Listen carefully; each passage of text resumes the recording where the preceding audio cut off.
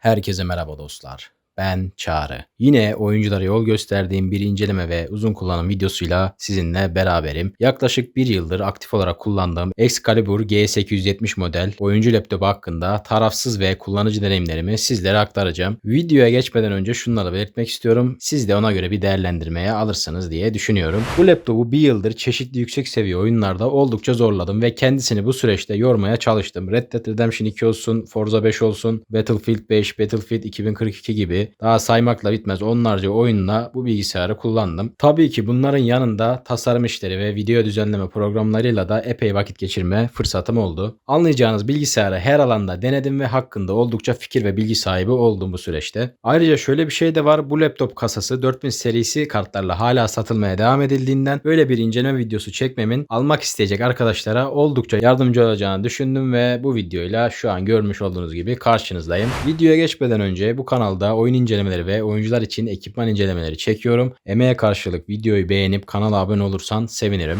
İlk olarak tasarımıyla başlamak istiyorum. Rengi metalik uzay grisi olarak geçiyor. Kapağında da fırçalanmış metal görünümünü görebilirsiniz. Hatta bunu elinizle yokladığınızda o çizgileri hissedebiliyorsunuz. Gerçekten orası böyle bir fırçayla boyanmış, fırçalanmış gibi bir his size veriyor dokunduğunuz anda. Laptopta kullanılan malzeme bazı yerlerde plastik, bazı yerlerde ise metal olarak kullanılmış ve bu konuda malzeme kalitesi oldukça üst düzey hissettiriyor. Özellikle elinizi koyduğunuz ellerin metal olması harici bir klavye kullanmayacaklar için ellerinin ısıdan rahatsız olmayacağı anlamına geliyor. Arka kısmında kullanılan kırmızı detay bana göre makineyi güçlü göstermiş ve oyuncu laptop havasını katan kısım da burası olmuş. Açtığınız zaman ön kısımda bu şekil işlemeler görüyorsunuz ve orada Excalibur logosuyla yapılmış bir açma kapama düğmesi bu tasarıma eşlik ediyor. Touchpad oldukça büyük olduğundan kullanımı aşırı kolay ve rahat hissettiriyor. Ofis işlerinizde işinizi fazlasıyla görecektir. Klavyenin tam boy olarak kullanılması da numerik kullanmayı sevenler için güzel bir artı ve tuş aralıkları da oldukça geniş. Klavye ayrıca RGB aydınlatmaya sahip ve bunu kendi programı üzerinden dilediğiniz gibi yönetebiliyorsunuz. Arka tarafa baktığımızda 2 adet güçlü fan ve oldukça fazla havalandırma deliği bulunuyor. Laptop havayı alt taraftan alıp üst arka taraftan verdiği için eliniz sıcak havayla temas etmiyor. Yani sıcak hava tam sizin tersinize doğru dışarı atılıyor. Giriş portlarına bakacak olursak sol tarafta sırasıyla güç portu, 2 adet USB girişi ve son olarak mikrofon ve kulaklık girişi bulunuyor. Sağ tarafta sırasıyla HDMI çıkışı, yine bir adet USB girişi, Ethernet portu ve son olarak bir tane tip C portumuz bulunuyor. Ekran tarafına bakacak olursak ekran 15.6 inç IPS panel 144 Hz yenileme hızına sahip. IPS panel olduğundan nereden bakarsanız bakın hep aynı renk ve görüntüyü veriyor. Yani 180 dereceye kadar renkler bozulmadan görebiliyorsunuz. Açıkçası bana 15.6 inç bayağı küçük geliyor. Durumunuz varsa harici bir monitörle desteklemenizi öneririm. Özellikle oyun ve video düzenleme işi yapıyorsanız biraz daha büyük bir monitöre ihtiyacınız var. Ekran 250 nit parlaklığa çıkabiliyor. Her ne kadar bu parlaklık size az gibi gelecek olsa da parlamayı önleyici bir kaplamayla birlikte geldiği için bunun oldukça önüne geçiyor ve gayet güzel parlak, yani gün ışığında da kullanabileceğiniz bir ekranı size sunuyor. Performans tarafına gelecek olursam bu laptopta ekranda gördüğünüz donanımlar bulunuyor ve şu ana dek çoğu yeni nesil oyunda yüksek ultra ayarlarda 60 FPS oynatabiliyoruz. 60 FPS en aşağısı vardı. Yani 60'ın üstünde de çok oyun oynadım. Mesela RDR'de 80-90 ultra ayarlarda alıyordum. Çoğu yeni nesil oyunda yüksek ultra ayarlarda 60 FPS oynatabiliyor. Bu arada örnek olarak 60, yani ortalama olarak 60. Mesela RDR'de ultra ayarlarda 80, 90, 100 arası, bazı sahnelerde 100'e kadar çıkıyordu. Yani değişkenlik gösteriyor. Bu kasanın yeni çıkan 4000 serisindeki bazı kartlar bundan da daha iyi. Yine i7 veya i9'lu modelleri tercih ederseniz daha iyi performans alırsınız.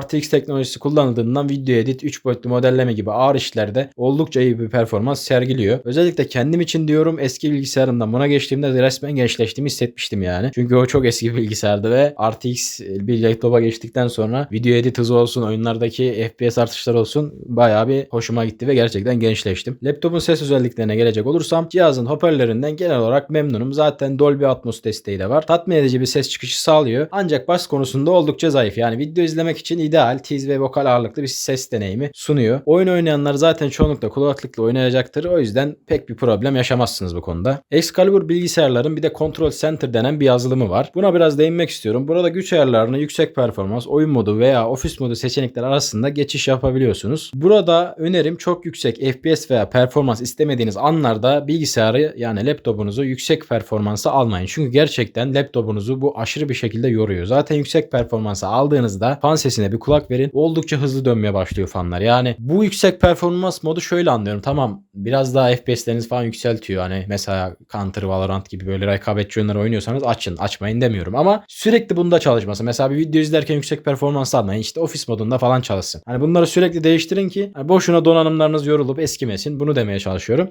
Mesela ortalama bir oyun oynuyorsunuzdur. Oyun modunda oynamanızı tavsiye ederim. Hatta mesela düşük sistemli bir oyun oynuyorsunuz. Ofis modunda bile oynayabilirsiniz. Yine burada ekran kartlarını hibrit mi kullansın yoksa sadece ekran kartını mı kullansın gibi seçenekler de mevcut. Yine klavyenin tüm RGB aydınlatma ayarlarını buradan ayarlayabiliyorsunuz. Burada Control Center yazılımı bana yetersiz geliyor. Sadece CPU ve GPU'nun yüzde kaç kullanıldığını gösteriyor. Yanında bir sıcaklık göstergesi de olabilirdi. Bu konuda biraz daha yazılımının geliştirilmesi gerektiğini düşünüyorum. Yeni nesil Excalibur oyuncu laptoplarının en güzel yanı Wi-Fi 6 teknolojisiyle gelmesi. Wi-Fi 6 bulunması büyük bir artı. Wi-Fi teknolojisinin son teknolojisi dediğim gibi. Wi-Fi 6 ile birlikte kablosuz internete modeminiz de çok iyiyse çok güzel bir performans alabiliyorsunuz. Yani modeminiz 5G destekliyorsa çok güzel bir Wi-Fi 6 deneyimi yani kabloludakine yakın bir deneyim alabiliyorsunuz. Kablolu internetteki deneyiminize yakın bir deneyim Wi-Fi 6 da alabiliyorsunuz. Şimdi genel olarak laptoptan bahsettiğime göre gelelim asıl konumuza, Excalibur laptopları alınır mı? Öncelikle şunu belirtmeden geçemeyeceğim. Benim önceki laptopumda Casper Nirvana serisinden ve yaklaşık 7-8 yıldır aktif kullanılan bir laptop. 2 sene önce ona bir SATA SSD attım ve dediğim gibi hala aktif kullanılan bir bilgisayar. Hatta arada Valorant, LoL gibi sistem yormayan oyunlarda oynanıyor kendisinde. Bu zamana kadar herhangi bir arıza vesaire vermeden yıllarca kullandık. Tabii ki bunda benim de payım var. Hani bakımını, temiz kullanmasını biliyorum. Ama dediğim gibi o da şu ana dek bu anlamda bir sıkıntı çıkarmadı. Casper bilgisayarları hakkında bunu da göz önünde bulundurmanızı istedim. Excalibur özelinde benim kullanıcı deneyimlerime gelirsek dediğim gibi bu modelde şu ana dek bir donanım problemi, ne bileyim işte orası çizildi, şurası hemen kırıldı tarzı bir şey yaşamadım. Malzeme kalitesi gerçekten premium hissettiriyor. Tasarımı oldukça hoş ve çalışılmış. Metal kasa kullanılması hem sıcaklığın dağılımında hem de elinizi koyduğunuz yerlerde elinizin ısıyla fazla temas etmemesini sağlamış. Ekran renk olarak tatmin ediyor ama tabii ki harici monitör bağlamak sizin elinizde. Çünkü oyunlarda veya video edit işlerinizde küçük kalıyor. Ama üst düzey bir renk sunduğunu da söyleyemem. Zaten böyle bir iddiası da yok Excalibur oyuncu laptoplarının. Hani ekran özelliklerinde sadece 144 Hz işte IPS paneliniz var ama renk açısından biz süper renkler yaptık, şöyle renkler yaptık, şöyle renkler veriyoruz diye bir iddiası da yok zaten. Excalibur bilgisayarların bir güzel yanı da ömür boyu ücretsiz bakım garantileri var ve performans garantileri var. Bir kere ben bunu deneyimledim. Onu anlatayım size. Laptopu servise macun ve temizlik amacıyla yolladım. Servis konusunda en memnun kaldığım markalardan birisi oldu. Hem çok hızlı oldu. Yani 3-4 gün içinde, bu arada ben Samsun'dayım. Bilgisayar buradan İstanbul'a gitti, temizlendi, geri geldi ve 4 gün içinde bunların hepsi halloldu. Yani 4 gün içinde hepsi halloldu. Elime geri geldi bilgisayar. Jet Servis diye bir uygulamaları var. Buradan kayıt açıyorsunuz. Kargo gelip evinizden alıp İstanbul merkeze yolluyor ve tekrar adresinize kadar getiriyor. Bu oldukça rahat ve kullanışlı bir uygulama olmuş. Yine parça falan taktırmak istediğinizde piyasayla aynı fiyatlara uzmanlar laptopunuza istediğiniz parçayı ekliyorlar. Belli bir ücret karşılığında tabii ki. Şu an kullandığım Excalibur bilgisayarında benim rahatsız olduğum konular var elbette. Bunlardan birisi fazla ses çıkarması. Bunu da biraz araştırdığımda aslında oyuncu laptopların hepsinde bu sorun var ve sesli çalışıyorlar. Çünkü gerçekten işlerinde performansa dayalı çok güçlü işlemciler buluyor. Bunun da tek kötü yanı bu. Taşınabilirliğin bir kötü yanı bu olabilir. Hani küçük bir yere bu kadar yüksek performanslı donanımları sıkıştırdıkları için ses olayı fazla olabiliyor. Laptopta bir oyundan çıktığınızda kendini soğutana kadar o makul sessiz ses seviyesine inmesi biraz zaman alıyor diyebilirim. Ofis moduna da alsanız laptopun sessizleşmesi biraz zaman alıyor. Altında fazla havalandırma deliği olduğundan ve fanların açık olmasından kaynaklı hemen toz tutuyor ve bir ay gibi kısa bir sürede fanlar hemen toz tuttuğundan yine fazla ses yapmaya başlıyor. Bu da sürekli laptopu açıp temizliğini yapmanızı gerektiriyor. Yani şimdi diyeceksiniz ki yani o delikler olmasa laptop nasıl soğuyacak? Doğru. Ya dediğim gibi hani laptop tamam kolay taşınabilir bir şey. Yani istediğiniz yere götürebiliyorsunuz ama laptopun da eksi yanları bence bu. Hani fazla ses çıkarıyorlar. Tamam, yüksek performans veren laptoplar üretiliyor artık. Ama bunun eksisi neyle geliyor? Fazla ses çıkarıyorlar. Ya kendini soğutamıyor ya işte çabuk tozlanıyor. Altında çok kanal olduğu için, o havayı bir yerden atması gerektiği için. Yani sürekli tozlanıyor ve sürekli bakım yaptırmanız gerekiyor. Yani bana göre bir gaming laptopunuz varsa ve altında bu kadar hava kanalı varsa ya en az bir 6 ayda bir, yani senede 2 kere genel macun temizlik yaptırmanız gerekiyor. Yoksa gerçekten laptop hani artık eski performansında olmuyor. Çünkü ya fanlar toz tuttuğundan o fanlar yavaş dönmeye başlıyor. Bilgisayar soğutamıyor. Bilgisayar soğutamayınca FPS'ler düşüyor.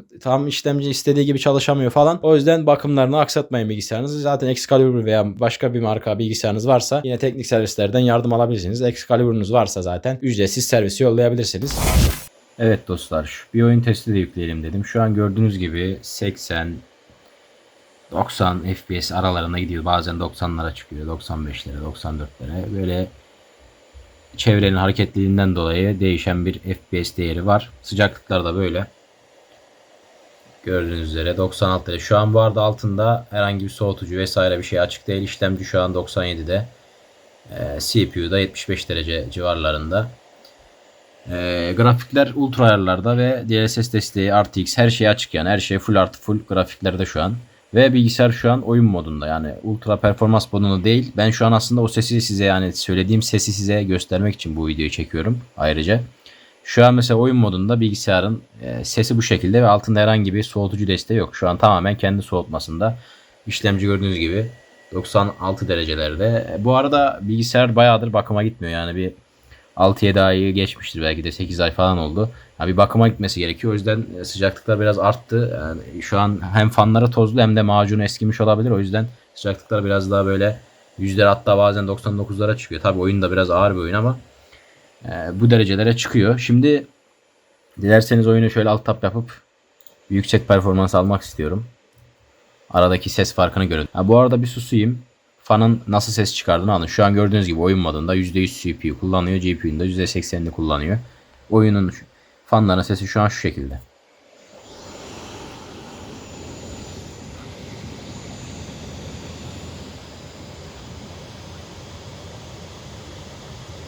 Evet. Oyun modunda bu şekilde. Şimdi yüksek performans alacağım. Aradaki farkı görün diye yapıyorum bu testi.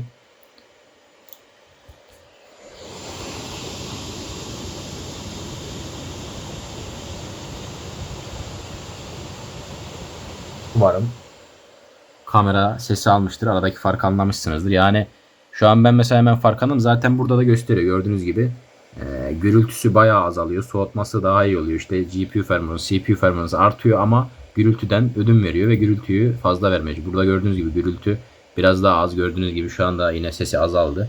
Ama yüksek performans aldığınız anda bilgisayar coşuyor ve bayağı sesli bir şekilde çalışmaya başlıyor. Yine tekrar yükseğe alıyorum. Bunun da FPS'e ne kadar etki ettiğini buradan size göstermek istiyorum. Ya amatör çekimler için kusura bakmayın, yani imkanlarımız bu, yapacak bir şey yok. Ama size burada güzel bir inceleme, hem inceleme hem de bu Excalibur bilgisayar almak istiyorsanız size yardımcı olacaktır. Yine aynı mekandayım. Mekan değiştirmiyorum. Şu an bilgisayar yüksek performansta. Ya gördüğünüz gibi biraz daha stabil bir FPS'lere geliyor. Mesela 80'lere falan düşüyordu. Artık 80'lere düşmüyor. İşte 85 civarlarında geziyor. Tabi hava da biraz değişti ama yüksek performansta daha iyi bir performans sergiliyor çoğu oyunda.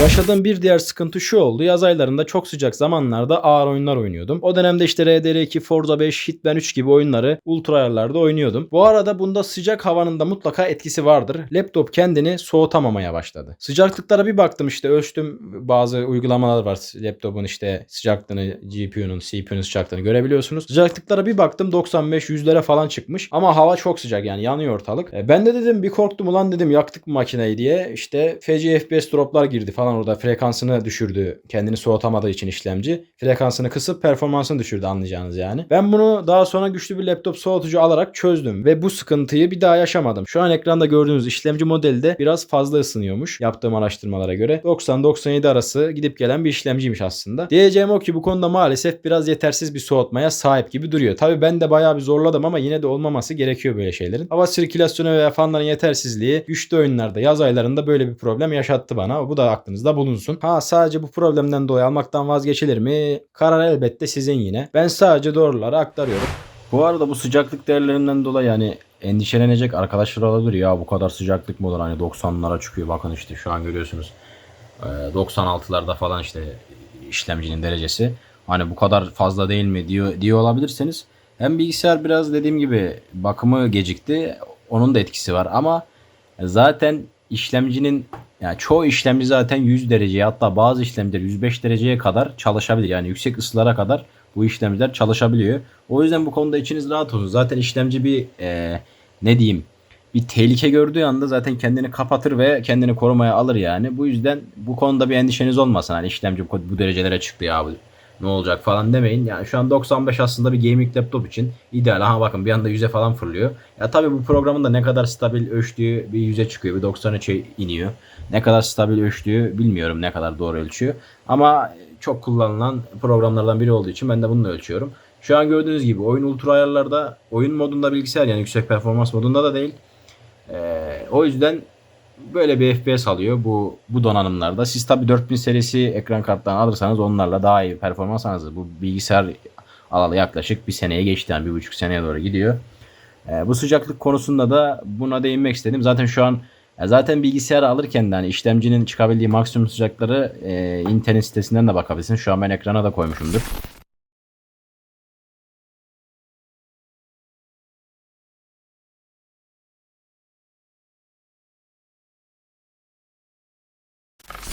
Bu benim işlemcinin çıkabileceği maksimum sıcaklık 100 derece diye gösteriyor. Yani 100 dereceye kadar rahat bir şekilde çalışabildiğini söylüyor. Yani 100 dereceye kadar sıkıntı olmadan çalışıyor. Yani 97 derecede de sıkıntı olmadan, herhangi bir düşüş yaşamadan çalışabiliyor. Ama 100 dereceden sonra tabii ki artık sıkıntıya giriyor. Artık oraları da geçerse zaten kendini kapatır ve kendini korumaya alır.